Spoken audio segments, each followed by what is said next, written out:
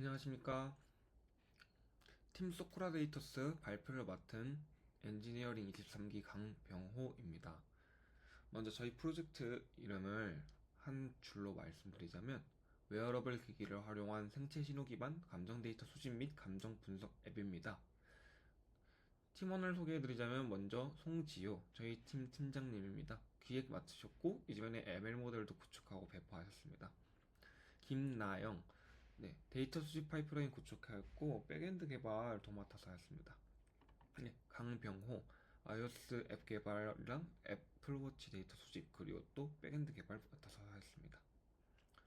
먼저 프로젝트를 좀 더 상세히 설명드리자면 저희는 감정일기라는 앱들을 많이 한번 살펴봤는데요.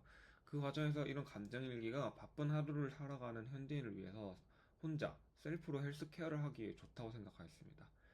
그래서 이런 웨어러블 기기로 수집한 생체 데이터를 통해 감정 변화를 좀 더 실시간으로 추적하고 기록할 수 있는 방안이 없을까라는 생각을 하였고 그 과정에서 저희 앱 헐트센스가 탄생했습니다. 저희 앱 헐트센스는 실시간 감정 변화 감지와 감정 일기 연동을 통해 감정 인식 습관을 형성하는 스마트 마인드 헬스케어 서비스라고 보면 좋을 것 같습니다. 프로젝트의 목적은 다양한 데이터를 효율적으로 수집, 통합, 분석을 하기 위해서 안정적인 데이터 파이프라인을 구축하고 관리하는 것이 저희 개발적인 첫 번째 목적이었고 그 과정에서 웹크롤링이 아닌 다양한 웨어러블 기기를 활용해서 생체 데이터를 수집하고 그 생체 데이터를 분석하고 알림 서비스를 제공하는 것이 목적이었습니다. 그렇게 하여 저희는 이런 유저의 입력 의존도를 좀 줄이고 좀 더 자동화된 감정 기록 시스템을 구현하는 것이 최종적인 목표였습니다. 이런 목적 속에서 저희는 어떤 데이터를 사용하는 것이 좋을까라고 생각했는데 저희가 웨어러블 기기 핏핏 애플워치에서 수집한 하트레이트 심장 박동수를 사용해서 이런 학습을 진행하도록 하였습니다. 이런 데이터를 선택한 이유는 HRV, ECG 데이터, 심전 전이도 데이터 같은 경우는 생체 신호 기반의 정밀한 감정 분석이 가능하나 핏빛 웹 API 기준에서는 수면 중에만 이런 것이 측정이 가능하여 실시간으로 수집이 불가능하다는 단점을 저희가 확인하였습니다. 두 번째 데이터인 심박수 데이터, HR 데이터의 경우는 실시간 수집도 가능하고 핏빛, 애플워치 등 다양한 기기에서 접근이 용이했기 때문에 실시간 모니터링에 유리하다고 판단하여 저희는 앱 프로젝트의 목적에 따라 맞춰 실시간성, 범용성 측면에서 HR 데이터를 수집 대상으로 선택하였습니다. 저희가 사용한 기술은 핏빛 웹 API, 스프링부트, 몽고DB, 헬스키트 사용하였고요. 두 번째로 인증 및 클라이언트 연동을 위해서 구글오스 또 앱을 위해서 스위프트 또 그리고 또 알림 서비스를 위한 FCM을 사용하였습니다. 예측 및 감정 분석을 위해서는 저희가 FAST API를 통해 수집된 HAR 데이터를 받고 FAST API 서버 실행을 위해서 ASGI 서버인 유비콘 사용하였습니다. 배포 및 인프라를 위해서 AWS EC2, 도커, 그리고 또 도메인 연결 및 인증서 발급을 위한 KD 라우트 53, GitHub 액션을 통한 파이프라인 자동화를 진행하였습니다. 구현 및 분석 단계에서 이러한 저희 앱 구현 화면을 우선적으로 보여드리자면 이렇게 시작하면 웨어러블 기기 선택, 애플 같은 경우는 헬스킷 앱 연동하는 경우, 또 연동 완료 후의 화면, 또 이 과정에서 부정적인 감정이 측정되었을 때, 긍정적인 감정이 측정되었을 때 이런 화면들을 가지고 있고요. 앱 작동 방식에서 이렇게 애플워치랑 핏빛 통해서 HDR 데이터를 가져오고 수집하고 또 앱에서 분석하고 변화를 감지하는 것을 통해서 이렇게 변화가 감지된 경우에는 알림을 통해 이런 예측된 감정을 전송하고 유저가 본인이 좀 기분이 안 좋은 일이 있었는데 심장 HR 데이터가 좀 이렇게 이상이 있었구나 하고 본인의 감정 텍스트 탭을 입력하도록 유도하는 것입니다. 그리고 또 저희가 좀 더 퍼러멀로 사용자로부터 이런 입력받은 라일리의 하루 앱에 저희가 협업을 진행한 라일리의 하루 앱에 전송하는 것이 최종 추후 목적이었습니다. 웨어러블 기기 연동 방식을 위해선 이렇게 기기 연결을 구글 OS 인증을 통해서 먼저 진행하고, 그 후에 iOS 헬스킷 연동을 위한 애플워치 연동, 그리고 또는 핏빗 OS 인증을 통해서 유저 정보를 저장한 후 기기 연동 완료에 대한 알림 메시지를 통해서 기기 정보 수집을 시작합니다. 저희가 만든 앱의 대략적인 서비스 아키텍처를 보여드리자면, 우선 이렇게 CI/CD 파이프라인을 통해서 이렇게 모델, 스프링 부트, 몽고DB들을 전부 다 배포하도록 하였고, 그 과정에서 저희는 도커 이미지를 통해서 이렇게 모델과 서버와 몽고DB를 전부 다 배포하도록 진행하였습니다. 그 과정에서 이렇게 죄송합니다. 스프링 부트 서버 같은 경우는 이렇게 애플워치, 핏빗, 스위프트랑 함께 해서 이렇게 실시간으로 HL 데이터를 수집하고요. 그 과정에서 이런 구글 OS 과정을 통한 로그인 인증, 그리고 또 스위프트에서는 HL 기록 조회 또는 알림, 그리고 또 유저 정보를 보여주는 것을 이용하고, 또 FCM을 이용해서 저희는 이런 유저가 문제가 생겼을 때 푸시 알림을 전달할 수 있도록 이렇게 FCM 서버를 이용했습니다. 네, 대략적인 서비스 아키텍처 설명드렸고요. 좀 더 상세히 설명을 드리자면, 데이터 수집 및 저장을 위해서 첫 번째로 Fitbit 웹 API를 사용했습니다. Fitbit 웹 API에 Get Heart Rate Intraday by Date라는 엔드포인트가 존재하였습니다. 네, 이를 이용해서 저희는 1분 단위의 HR 데이터를 요청하였고, 그 과정에서 스프링부트의 백엔드 서버에서 1분마다 스케줄러를 실행하였습니다. 활성 사용자 목록을 기준으로 Fitbit API에 반복 요청하였고, 이렇게 수집된 데이터 같은 경우는 몽고DB에 저장하게 되었습니다. 기술 전환 배경으로는 이렇게 기존에는 파이썬 스크립트를 원래는 저희가 사용해서 수집하였는데, 사용자가 구글 그리고 Fitbit OS 연동과 토큰 관리의 일관성 확보가 좀 더 필요하다고, 기술적으로 좀 더 필요하다고 판단하여 스프링 서버로 통합해서 앱 인증 및 데이터 흐름을 일치화하였습니다.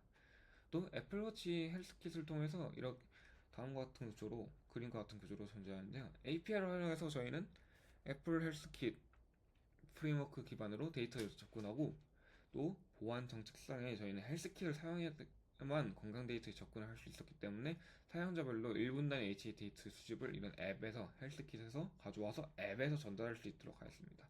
네, 수집 방식이 방금 말씀드린 것처럼 iOS 앱에서 1분마다 헬스킷 API를 호출하였고, 이렇게 수집된 HCR 데이터를 앱에서 스프링 백엔드로 전달하였고, 이런 백엔드 서버가 몽고DB에 저장하는 로직입니다. 기존에는 저희가 이것 또한 노드.js 서버를 통해서 별도로 운영하였지만, 데이터 흐름의 단순화와 리소스 절약을 위해서 저희는 이렇게 스프링 백엔드 서버로 기능을 통합했다는 거 보면 좋을 것 같습니다. 데이터베이스 같은 경우는 도커를 통해 몽고DB를 띄웠고요. 이런 도커 컨테이너를 구동해서 백엔드 및 앱 서버와도 연동을 진행하였습니다. 저희는 HL 데이터를 중심으로 사용자별 시계열 생체 정보를 저장하였고, 대략적인 구조는 이런 식으로 유지되고 있다고 보면 좋을 것 같습니다. 네, 백엔드에서는 저희가 구글 및 Fitbit OS를 진행하였고요. 저희는 이런 것들 와치 아이디를 기준으로 심박수 데이터 수집 및 분석을 진행하였습니다. 그리고 또 FCM 같은 경우는 파이어베이스에서 저희는 디바이스가 앱 설치 시에 파이어베이스 서버로부터 고유한 FCM 토큰을 발급받기 때문에 이를 스프링 서버에 등록해서 유저와 매핑하는 방식으로 저장했습니다. 사용자의 심박수에 이상치가 감지된 경우에는 해당 디바이스 토큰을 활용해서 파이어베이스 서버에서 푸시 노티피케이션을 서버에서 전송을 하도록 요청을 하였고, 이런 파이어베이스 서버는 요청을 받아서 사용자의 디바이스를 식별하고 그 해당하는 알림을 전달하는 방식으로 작동하고 있습니다. 네, 가장 중요한 HDR 데이터 수집 그리고 또 스케줄링 로직은 어떻게 구성되어 있냐 하면은, 먼저 핏빗과 애플워치 같은 경우는 데이터 수집 로직이 조금 다릅니다. 핏빗 HDR 데이터 수집의 경우는 스케줄링 로직이 존재하고, 이런 스프링 스케줄러를 통해서 1분마다 핏빗 API를 통해 유저별 HDR 정보를 수집하고 몽고DB에 저장하는 로직입니다. 애플워치 같은 경우는 iOS에서만 접근이 가능하기 때문에 스프링 부트에서 주체적으로 API를 때리거나 할 수가 없었고, 거기에 대한 대안으로 앱에서 1분마다 헬스킷으로부터 HR을 수집한 후 서버에 전송하는 로직을 저희가 구현하였습니다. 실시간 HR 수집 같은 경우 이렇게 방금 말씀하신 대로 보면 좋을 것 같고요. 또 유저별로 저희는 유저별 HR 정보를 와치 아이디, 그러니까 HL 정보를 식별하는 기준은 와치, 저희 웨어러블 기기였기 때문에 이런 고유 와치 아이디를 기준으로 몽고DB에 저장하도록 하겠습니다. 네, 스케줄링을 구현한 이 방식은 이렇게 스프링 부트 스케줄러를 통해서 처리했다는 거 보면 좋을 것 같습니다. 네, HL 이상치 감지 로직 같은 경우는 최근 심박수가 기준선보다 크게 높거나 크게 낮아지면 저희는 이상치로 감지했습니다. 최신 심박수가 특히 이렇게 베이스라인의 플러스 마이너스 20%를 벗어나는 경우에는 이상치로 판단해서 알림을 전송하도록 하고요. 감지 로직계 같은 경우는 이렇게 초기 수집, 이게 기본적인 HR 데이터가 5개 이상일 때만 처리할 수 있도록 했고, 그 과정에서 HR 평균 값을 베이스라인을 기준선으로 저장하도록 하겠습니다. 네, 이렇게 지수평활법을 이용해서 베이스라인을 지속적으로 업데이트 해주고요. 또 이런 이상치 판단 기준은 방금 말씀드렸듯이 플러스 마이너스 20%를 기준으로 처리하도록 하겠습니다.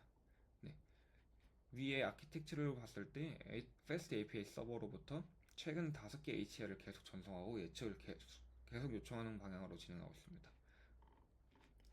배포 및 인프라 로직 같은 경우는 GitHub 액션과 도커를 이용해서 CI/CD 자동화 배포를 완성하였고요. 또 캐디와 라우트 53을 이용해서 HTTPS 인증, 또 도메인 연결을 진행하였습니다. ML, 저희가 모델 같은 경우는 이렇게 데이터 수집 및 전처리를 ER 데이터 수집하고 저희는 실제 환자 데이터를 이용해서 심박수, 혈압, 산소 포화, 심박수 데이터를 수집하였습니다. 또 전처리 로직을 통해서 데이터 정체 및 결측치를 처리하였고요. 그 과정에서 너무 큰 이상치들을 제거하고 스케일링을 통해서 머신러닝 입력에 적합하게 변환을 진행하였습니다. 머신러닝 모델 개발 및 학습 같은 경우는 이렇게 랜덤 포레스트 기반의 하이브리드 모델을 만들었고, 그 과정에서 여러 바이탈 사인을 받아서 환자의 상태의 이상과 정상치를 예측하였습니다. 이렇게 학습되고 개발된 모델을 저희가 예측 API 서버인 Fast API 서버에서 REST API로 구현을 진행하였고요. 프로젝트라는 엔드포인트로 저희는 하트레이트 리스트 데이터 입력 시에 스프링 부트 서버가 이 리스트를 입력 시에 이상 및 정상 예측 결과를 반환하게 되어 있습니다. 예측 로직 같은 경우 저희가 좀 더 간단히 설명드리면 입력 데이터를 넣고 전체를 통해서 모델이 예측하고 그 과정에서 긍정, 부정, 인지 결과를 반환하도록 하였습니다. 이것 또한 배포 같은 경우는 도커 기반으로 처리되었고, 또 도커 컴포즈 얀 파일을 통해서 ML 서버랑 기타 서비스들을 통합 관리하도록 하였습니다. 서비스 연동 및 예측 흐름을 위해서 말씀드린 걸 좀 더 간략하게 설명드리면, 백엔드 서버, ML 서버들이 좀 더 연동을 하고 계속 요청을 처리하고 있고, 최근 5개 HR 데이터를 스프링 서버가 전송하여 Fast API ML 서버가 예측 결과를 반환해주는 것으로 보면 좋을 것 같습니다. 전체 구조를 좀 더 요약해서 설명드리자면 데이터 수집 및 정처를 진행하고, 또 모델 학습 및 저장 진행을 Fast API에서 진행, 그리고 또 이렇게 구축된 API 서버가 스프링 서버로부터 통신을 계속하고 있다 라고 보면 좋을 것 같습니다. 네, 결론적으로 저희는 이번 프로젝트를 통해서 어떤 기대 효과를 생각하고 있냐면, 심리 상태의 변화를 좀 더 조기에 감지할 수 있다고 생각합니다. 저희가 심리 상태가 내 기분이 왜 이러지? 라는 생각을 통해서 놓치는 경우도 저희 팀원들도 많고 다양한 분들도 그런 경우가 많을 거라 생각하는데, 그런 것들을 좀 더 조기에 감지해서 본인의 감정을 좀 더 익숙하게 만들 수 있고, 즉각적인 사용자 개입, FCM 감정 이상 패턴을 감지해서 알림을 주기 때문에 실시간 대응이 가능하다라고 생각하고, 웨어러블 기반으로 좀 더 간편한 모니터링이 별 큰 장비 없이도 저희는 웨어러블 기기 많이 사용하기 때문에 이런 간편한 모니터링이 가능할 것 같고, 좀 더 데이터 기반으로 객관적인 감정 분석과 거기서 정신건강을 예측해서 추가적인 모델로 확장이 가능하다는 점, 우울 및 불안, 정신질환 예측까지 확장이 가능하다는 점을 기대하고 있고요. 향후에는 저희가 이런 정교한 감정 분류 모델을 좀 더 고도화할 예정입니다. 저희가 불안, 분노에 대한 정보를 원래는 네거티브랑 포지티브 같은 경우는 논문을 찾아보면서 HR 데이터가 이런 것들에 좀 영향을 끼친다를 확인하고 있었는데, 이런 세부적인 감정에 대한 부분을 좀 더 분석이나 좀 더 연구가 필요해서 이런 부분들은 아직 정확도를 위해서 진행을 하지 못했고 향후에 처리할 예정입니다.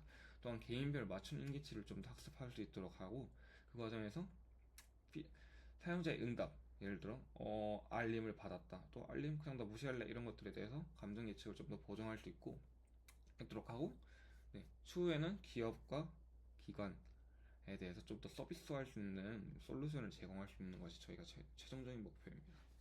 네, 발표 들어주셔서 감사합니다.